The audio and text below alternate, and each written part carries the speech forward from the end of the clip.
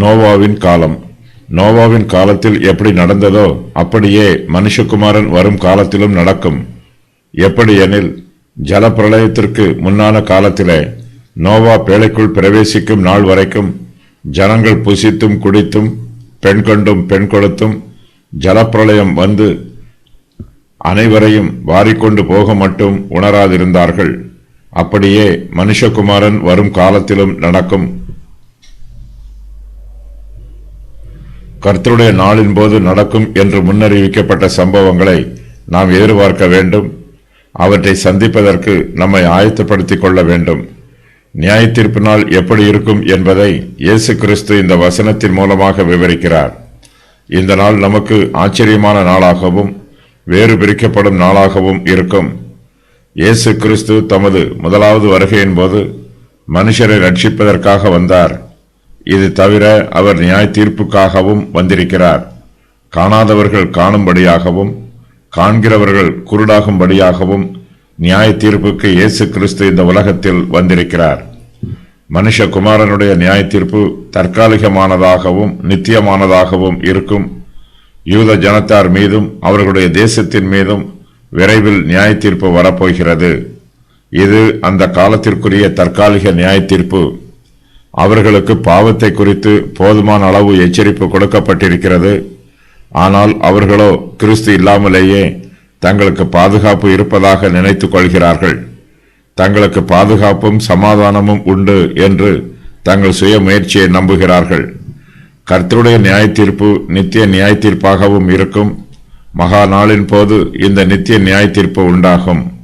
நோவாவின் காலத்தில் ஜலப்பிரளயம் உண்டாயிற்று. அக்காலத்து ஜனங்கள் புசித்தும் குடித்தும் பெண் கொண்டும் பெண் கொடுத்தும் தங்களுக்கு நியாய தீர்ப்பு வரப்போவதை உணராதிருந்தார்கள். உலக பிரகாரமாக ஜீவித்தார்கள். அக்காலத்தில் நோவா மாத்திரமே கர்த்தருக்கு பயந்து ஜீவித்தார்.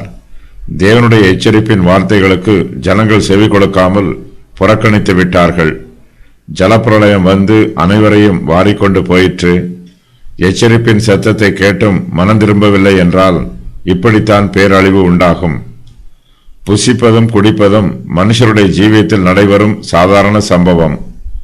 மனுஷன் ஜீவனோடு இருப்பதற்கு இவை அவசியம். அதுபோலவே மனுஷ இனம் விருத்தி அடைவதற்கு பெண் கொள்வதும் பெண் கொடுப்பதும் தேவைப்படுகிறது. இவையெல்லாம் தேவை என்றாலும் நமது ஜீவனுக்கு இவை மாத்திரமே தேவை என்று இருமாப்பாக இருந்துவிடக்கூடாது. நம்முடைய முழு கவனத்தையும் மாம்சத்தின் இச்சைகளை நிறைவேற்றுவதிலேயே செலவு செய்துவிடக்கூடாது.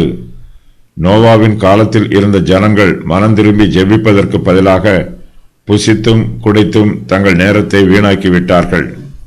நோவாவின் காலத்து ஜனங்கள் தங்களுக்கு ஒன்றும் நேரிடாது என்றும் தாங்கள் பாதுகாப்பாக இருப்பதாகவும் நினைத்து கவனக்குறைவாக ஜீவித்தார்கள். ஜலப்பிரளயம் வந்து அனைவரையும் வாரிக்கொண்டு போக மட்டும் தங்கள் மீது வரும் நியாய தீர்ப்பை அவர்கள் உணராதிருந்தார்கள். தேவனுடைய எச்சரிப்பின் சத்தம் அவர்களுக்கு கொடுக்கப்பட்டது. ஆனால் அவர்களோ அந்த சத்தத்திற்கு செவி கொடுக்காமல் அதை அசட்டை செய்து புசிப்பதிலும் குடிப்பதிலும் பெண் கொள்வதிலும் பெண் கொடுப்பதிலும் ஆர்வமாக இருந்தார்கள். இந்த உலக பிரகாரமான பாவத்தின் விளைவினால் தங்களை எதிர்நோக்கி இருந்த பேராபத்தை அவர்கள் உணராதிருந்தார்கள். நோவாவின் காலத்து ஜனங்கள் தங்கள் கண்களால் காண்பதை மாத்திரமே நம்பினார்கள். இனிமேல் சம்பவிக்க போகும் எச்சரிப்பின் சத்தத்தை அவர்கள் கவனிக்கவில்லை, நம்பவில்லை. அவர்களுக்கு எச்சரிக்கப்பட்ட பிரகாரம் ஜலப்பிரளயம் உண்டாயிற்று. ஜலப்பிரளயம் வரும் என்று அவர்கள் எதிர்பார்க்கவில்லை. ஆயினும் அது வந்துவிட்டது. அவர்களை வாரிக்கொண்டு போயிற்று.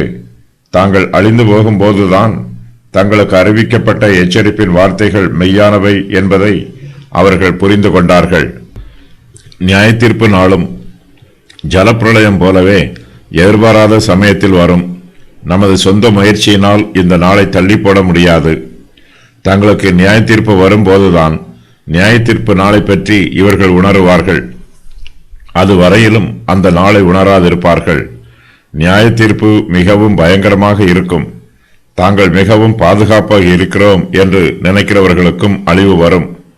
ஜலப்பிரளயம் அனைவரையும் வாரிக்கொண்டு போனது போல கர்த்தருடைய நியாய தீர்ப்பு பாவிகள் அனைவரையும் அழித்து போடும். இதில் இருந்து தப்பிப்பதற்கு வழியும் இல்லை, வாய்ப்பும் இல்லை. பழைய ஏற்பாட்டு காலத்தில் நடைபெற்ற இந்த சம்பவத்தை இயேசு கிறிஸ்து இங்கு கூறி அப்படியே மனுஷகுமாரன் வரும் காலத்திலும் நடக்கும் என்று அறிவிக்கிறார். கடைசி காலத்தில் அசட்டையாக இருப்பது, கவனக்குறைவாக ஜீவிப்பது, ஆபத்தை உணராதிருப்பது ஆகிய பாவங்கள் ஜனங்கள் மீது கொள்ளை நோயைப் போல வரும். தங்களுக்கு பாதுகாப்பு இல்லாவிட்டாலும் தாங்கள் பாதுகாப்பாக இருப்பதாக ஜனங்கள் நினைப்பார்கள். விழித்திருந்து ஜீவிக்க மாட்டார்கள், எச்சரிப்பாக இருக்க மாட்டார்கள், வரும் ஆபத்தை உணர மாட்டார்கள்.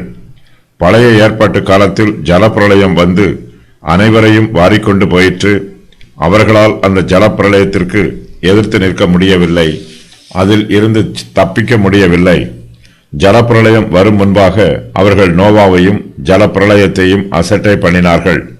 அதுபோலவே இக்காலத்தில் இயேசு கிறிஸ்துவையும் அவருடைய வருகையையும் அசட்டை பண்ணுகிற பாவிகள் கர்த்தருடைய நாளின் போது அழிந்து போவார்கள்.